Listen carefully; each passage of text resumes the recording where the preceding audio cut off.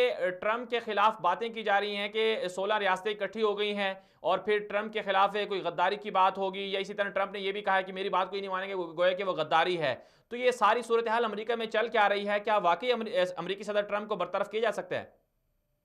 अभी तक तो कोई आसार इस तरह के नजर नहीं आते कि बरतरफ किया जाएगा, लेकिन कानूनी जो जंग है वो बहरहाल चल रही है।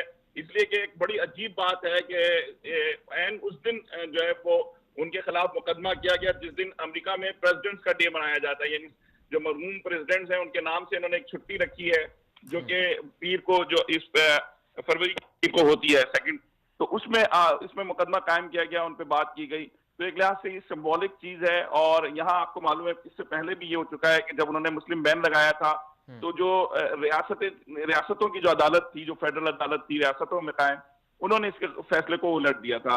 तो फैसला इम्पीचमेंट का तो नहीं बहरहाल मैं समझ सकता कि होगा, लेकिन बुनियादी तौर पर ये एक जंग का आगाज है कि जिसमें वो जो दीवार के लिए जो वो मांग रहे हैं कि इमरजेंसी के इमरजेंसी फंड है, और इसको जो है वो जबरदस्ती वो लोगों पे, यानी जो टैक्स पेयर हैं उन पे बोझ डालना चाहते हैं, और एक लिहाज से वो एक नफरत का इजहार भी करना चाहते हैं इमिग्रेंट से कि भाई उनके आने का रास्ता बंद कर रहे हैं।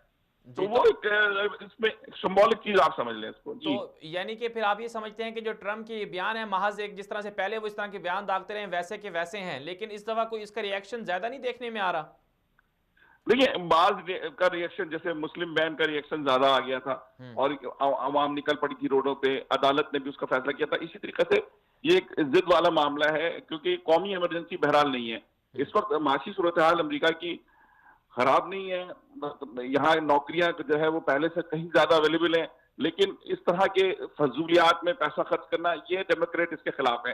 दूसरे इससे जो मैसेज जाता है वो ये जाता है कि जो इमिग्रेंट्स हैं उनके आने पे पाबंदी, यानी मजाका खैज बातें भी हुई हैं। उन्होंने एक मौके पे डोनाल्ड ट्रंप ने ये भी कहा कि मेक्सिको की जो बॉर्डर है उस पे जायनमाजें पाई गई हैं, यानी वो बताना चाह रहे थे कि दहशतगर्द भी आते हैं। तो कभी वो दहशतगर्दों से जोड़ देते हैं, कभी वो उसको ड्रग माफिया से जोड़ देते हैं। बुनियादी तौर पर वो अपने वोटर मजबूत कर रहे हैं।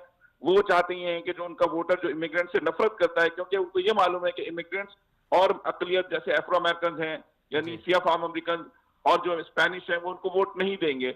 तो उनका जो सबसे बड़ा वोटर तबका है वो उसको मुतासिर कर रहे हैं, क्योंकि बज़ाहिर कोई इमरजेंसी नहीं है, बज़ाहिर क्या ऐसे मामला नहीं है।